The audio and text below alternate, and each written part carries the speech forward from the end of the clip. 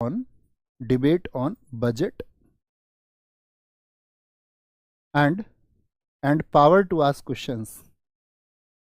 कैसे भैया, कोई भी बजट आएगा भारत में खर्च होने के लिए, पैसा तो इंडिया का ही था, लेकिन ऐसा नहीं था। अगर आपको कोई प्रश्न पूछना है, पहली बात तो 6 दिन पहले उसको देना पड़ेगा लिख के, 6 दिन पूर्व उसको लिख के दो कि भैया मैं ये क्वेश्चन पूछूंगा 6 दिन बाद में।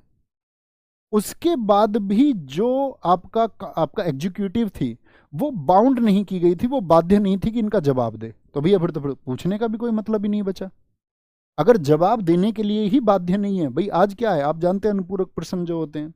दूसरी बात और बताऊं इसमें, यहाँ पे क्या पूछेंगे, कोई भी सप्लीमेंट्री क्वेश्चन आप नहीं पूछ सकते थे। आज हमारे संसद में जब चर्चा होती है तो अनुपूरक प्रश्न पूछे जाते हैं या नहीं, यस और नो, आप जानते हैं या क्या जानते हैं बताएंगे। सप्लीमेंट्री क्वेश्चंस जो हैं 6 दिन पूर्व इसकी इंफॉर्मेशन देनी होगी कि भैया ये क्वेश्चन हम पूछेंगे। क्या बाध्यता की गई, जवाब देने के लिए बोलेंगे, जवाब के लिए क्या बाध्य किया गया, तो जवाब के लिए बोला बाध्य नहीं है, वो चाहे जवाब दे ना दे, नॉट बाउंड, बाध्य नहीं है। सप्लीमेंट्री क्वेश्चंस पूछे जा सकते हैं भैया, नहीं।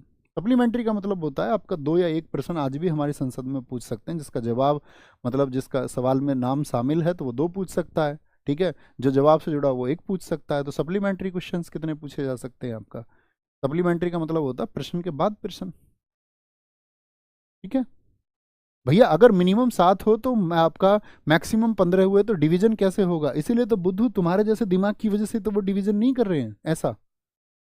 ये देखो, आपको लग रहा है कि भैया 7 आदमी वो चुनेंगे, फिर 3.5 आदमी क्या पॉसिबल है, थोड़ा सा लॉजिक लगाओ यार, गणित नहीं लगाना इसमें, थोड़ा सा लॉजिक लगाना, मैथ लगाओगे तो कैसे बात बनेगी, खुद सोचिए। क्या बोलेंगे, ये तो वो वाली बात हुई कि भैया जो आपका लेजिस्लेटिव काउंसिल होती है, जैसे यूपी में 100 सीट है, तो 100 का 1/3 जो है वो राज्यपाल भेजेंगे, तो 1/3 का मतलब 100 का 1/3 तो 33.3 हुआ, यानी 33 आदमी पूरे भेजेगा आपका गवर्नर, और 1 आदमी का तिहाई हिस्सा भेजेगा, यहाँ तक धड़ तक। थोड़ा लॉजिकल हो जाओ भाई क्या बोलेंगे, बजट पर प्रश्न पूछने की और सप्लीमेंट्री क्वेश्चंस नहीं पूछे जा सकते थे, तो भैया ये कैसी बहस हुई। तो बजट पे तो बहस हो जाएगी, लेकिन प्रश्न पूछने की जो शक्ति है वो क्या है, सीमित है। बोले 1892 के एक्ट में प्रश्न पूछने की शक्ति कैसी है, सीमित है या नहीं है। और आज का अंतिम अधिनियम जिसमें सिर्फ 2 ही बिंदु हैं, और फिर आज के प्रश्नों के जवाब आप देंगे जो आपने आज सीखा। भारत परिषद अधिनियम 1909 किस नाम से जाना जाता है बताओ इसको, बहुत चर्चित नाम है। और क्या नाम दिया जाता है जिसमें 2 लोगों की चालाकी शामिल है, इंडियन काउंसिल एक्ट, बोलेंगे बच्चों, प्यारे मेरे भाई, बोलेंगे एक बार, 1909। देखो जितने भी नए बच्चे हो ना क्लास में, फ्रेशर बच्चे, पहली बार ही तैयारी शुरू कर रहे हैं, पहली बार ही पढ़ने का, तो कभी भी जब दोस्त आंसर करें ना, आपको परेशान नहीं होना, बस पेशेंस रखिए, बनाता है वो आपके अभ्यास पर निर्भर होगा कि आपका अभ्यास कैसा है। इसी को हम बोलते हैं मार्ले मिंटो सुधार, मार्ले मिंटो सुधार यानी मार्ले मिंटो रिफॉर्म्स इसको कहते हैं। क्या बोलेंगे, मार्ले मिंटो रिफॉर्म्स इनको कहा जाता है। अब इन्होंने तो कहा सुधार इसको, लेकिन दरअसल में मिंटो कौन था उस समय, भारत का वायसराय था। ये तो कौन था, भारत में वायसराय था। और मार्ले कौन था, ये भारत में आपका राज्य सचिव या भारत सचिव, जिसको हमने नाम दिया था स्टेट सेक्रेटरी या सेक्रेटरी ऑफ इंडिया या भारत सचिव, पूछ लिया था ये भी। 1909 के अधिनियम में मार्ले कौन है, तो वो सेक्रेटरी ऑफ इंडिया है, ठीक है। तो मार्ले मिंटो सुधार जो ये साथी आए आपके, रिफॉर्म्स जो आए यहाँ पर, ठीक है, इनकी 2 चालाकी थी। पहली बात ये कह रहे थे, इनका मेजर पॉइंट क्या था, ये लोग चाहते थे हिंदू मुस्लिम के बीच में, हिंदू मुस्लिम के बीच की जो खाई है वो बढ़े, इस देश में हिंदू मुसलमान बहुत प्यार से रहे, ठीक है। अंग्रेजों के आगमन से पहले हिंदू मुसलमान बहुत प्यार से रहे इस देश में, अंग्रेजों ने खाई पैदा कर दी। इन्होंने बोला कि हिंदू मुस्लिमों के बीच में हमको एक ठीक है, एक गैप कर देना है। दूसरा, इन लोगों ने बोला एक कांग्रेस का नरम दल है, जो लोग बेचारे ये कहते हैं कि ब्रिटिश सरकार जो कहेगी वो मान लेंगे, मतलब चिट्ठियों पे विश्वास रखते थे, वो एप्लीकेशंस पे विश्वास रखते थे, एक गर्म दल वाले थे, क्रांतिकारी, ठीक है। तो क्या बोलेंगे आपका, इनके बीच में भी क्या आ गया, एक गैप इनको पैदा करना था। ये ऑब्जेक्टिव था इस एक्ट का, ये उद्देश्य था कि नरम दल और गरम दल के बीच एक गैप पैदा करो और हिंदू और मुसलमानों के बीच एक गैप पैदा करो। आप मुझे बताएं, आज के वर्तमान परिप्रेक्ष्य में, आज की एट प्रेजेंट की कंडीशंस को देख के आप ये बताइए कि अंग्रेज इसमें कामयाब हुए या नहीं हुए। आप कहेंगे जी भैया अंग्रेज इसमें बहुत हद तक कामयाब हुए, तो इसके कुछ पॉइंट्स लिखेंगे। पहली बात तो ये याद रख लेना, ये क्या थे, इस अधिनियम के उद्देश्य थे ब्रिटिश सरकार के। पहला पॉइंट लिखें, मुख्य बिंदु, परिषद में सदस्यों की संख्या अभी कितनी की गई थी बताइए जरा, 1892 में, 1892 में कितनी की गई थी? काउंसिल में मेंबर कितने कर दिए गए थे? परिषद में सदस्यों की संख्या 60 कर दी गई।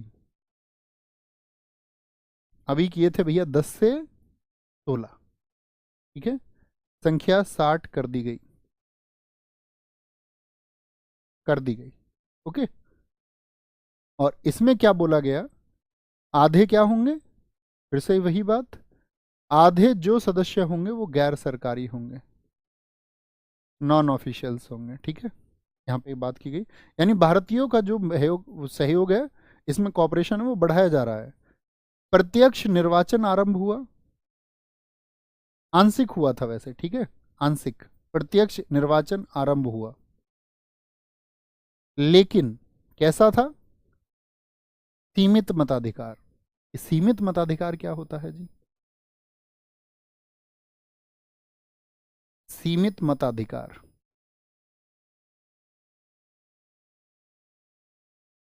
इसको बोलते ब्लॉक वोटिंग भी कहते हैं इसको, ठीक है, यानी कि लिमिटेड वोटिंग राइट्स।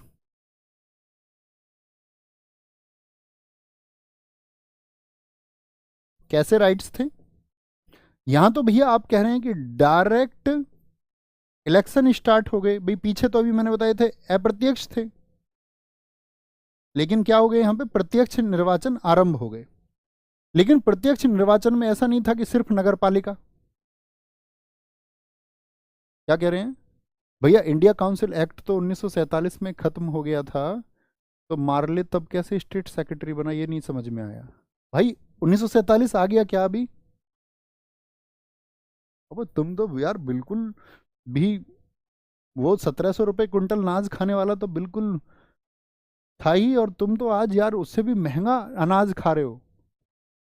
प्रत्यक्ष निर्वाचन आरंभ, लेकिन सीमित मताधिकार। यहां पे सीमित वोट डालने का अधिकार किसको दिया गया? जो आदमी यहां पे टैक्स पे करता था, जिसके पास जो आपका इतनी संपत्ति होनी चाहिए, मतलब कर टैक्स के आधार पर और संपत्ति के आधार पर कि भी इसने जमीन ले रखी है लीज पे, उसका लगान टाइम से देता है या नहीं देता है। तो जो कर और संपत्ति समय से चुकाते थे उन्हीं को क्या वोटिंग के राइट्स मिले, किसके लिए? आपका सदस्यों के चुने जाने के लिए, ठीक है।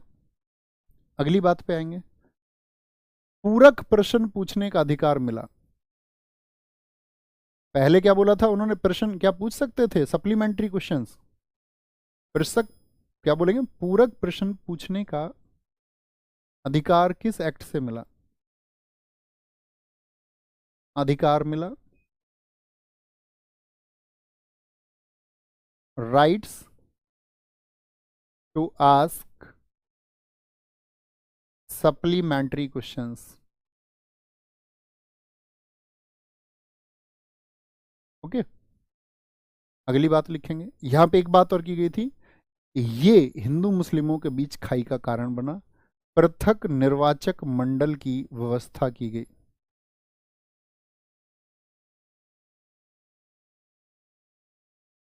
ये मोस्ट इंपोर्टेंट, इसको लिख लेना एक बार, बहुत पूछा जाता है। पहली बार पृथक निर्वाचक मंडल यानी सेपरेट इलेक्ट्रोड की बात कहां पर की गई थी? एक तो एक पृथक निर्वाचक मंडल की बात की गई 1909 में, और यहां पे जो अधिकार दिया गया याद रख लेना, यहां पे प्रथम बार मुस्लिमों को अधिकार दिए गए। प्रथम बार किसको? प्रथम बार जो अधिकार थे वो मुस्लिमों को दिए गए। देखो एक बात समझो, पहले आज से समझते हैं इसको। आप आज लोग जानते होंगे, हमारे यहाँ कुछ जब चुनाव होता है तो आरक्षित सीटें होती है या नहीं होती हैं? जैसे कुछ सीट ऐसी हैं या नहीं है कि उन सीट पे एक जनरल कैटेगरी का आपका व्यक्ति चुनाव लड़ेगा, कुछ सीट पे ये रहेगा कि ओबीसी व्यक्ति के, ओबीसी अन्य पिछड़ा वर्ग से ही कोई चुनाव लड़ेगा, या आपका एससी एसटी का कोई व्यक्ति चुनाव लड़ेगा, शेड्यूल कास्ट या शेड्यूल ट्राइब से कोई चुनाव लड़ेगा। होता है या नहीं? जी होता है।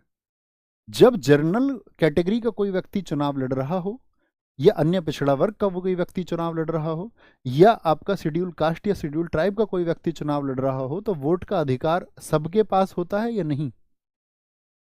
या जनरल व्यक्ति का जब चुनाव लड़ेगा तो वोट डालने वाले भी जनरल कैटेगरी के होंगे? यस और नो? आज के समय में आप क्या अवेयर हैं इससे या नहीं, बताएं एक बार। आप कहेंगे भैया सही है, वोट डालने का अधिकार तो सबको होता है। ऐसा नहीं होगा, जनरल का व्यक्ति चुनाव लड़ेगा, वोट ओबीसी के भी डालेंगे, एससी एसटी, यानी वोट का अधिकार सभी को है सार्वभौमिक वयस्क सिद्धांत के अनुसार। यानी 18+ का जो व्यक्ति होगा वो वोट डालेगा। सीधी सी बात, आम चुनावों की बात हम कर रहे हैं।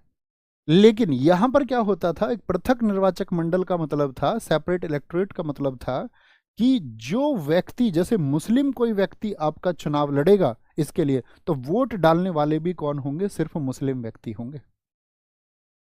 ठीक है, इसको बोलते पृथक निर्वाचक मंडल, सेपरेट इलेक्टोरेट की व्यवस्था यहां पर की गई थी। क्लियर है? थम्स अप करके बताएं जी भैया क्लियर है। प्रथम बार एक बात बताओ पहले मुझे, वायसराय की एग्जीक्यूटिव काउंसिल में कितने मेंबर हैं? एग्जीक्यूटिव काउंसिल में 5 मेंबर हैं, यस और नो? इन 5 में अभी तक कोई इंडियन पहुंचा है या नहीं? आप कहोगे भैया भारतीयों को तो बहका रहे, ये उसमें रखते हैं, नॉन ऑफिशियल्स में रखते हैं। लेकिन पहली बार 1909 में ये हुआ, याद रख लेना। प्रथम बार वायसराय की कार्य परिषद में एक भारतीय पहुंचा था, वो कौन व्यक्ति हैं बताएं? वायसराय की कार्यकारिणी में जो एग्जीक्यूटिव थी, एग्जीक्यूटिव ऑफ वायसराय जिसको हम बोलते थे, कार्यकारिणी में एक भारतीय शामिल हुए, एक भारतीय शामिल हुए।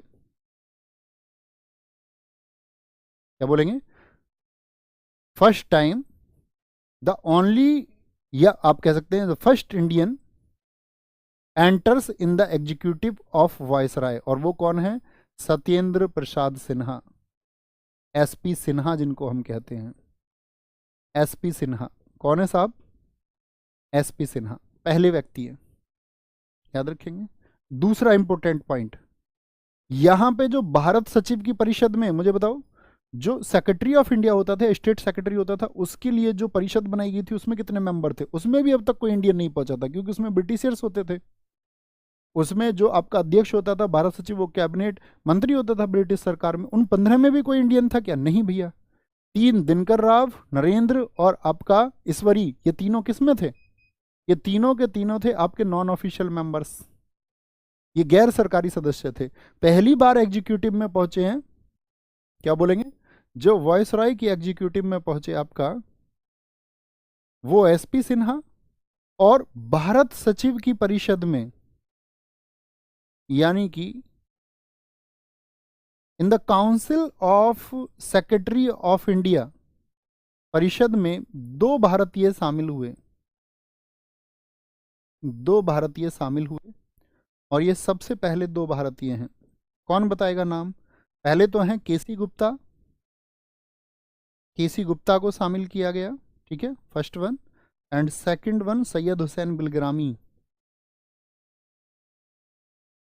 सैयद हुसैन बिलग्रामी।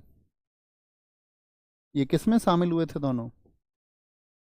सैयद हुसैन बिलग्रामी। कोई दिक्कत? रिवाइज कर लें एक बार चीज़ों को, और फिर क्वेश्चन का आंसर आप कर दें, है ना। ये देखो, चार्टर क्यों नहीं आया, ये बात समझ गए, क्योंकि ब्रिटिश सरकार ने 1857 की क्रांति के बाद में सीधा खुद का कंट्रोल ले लिया।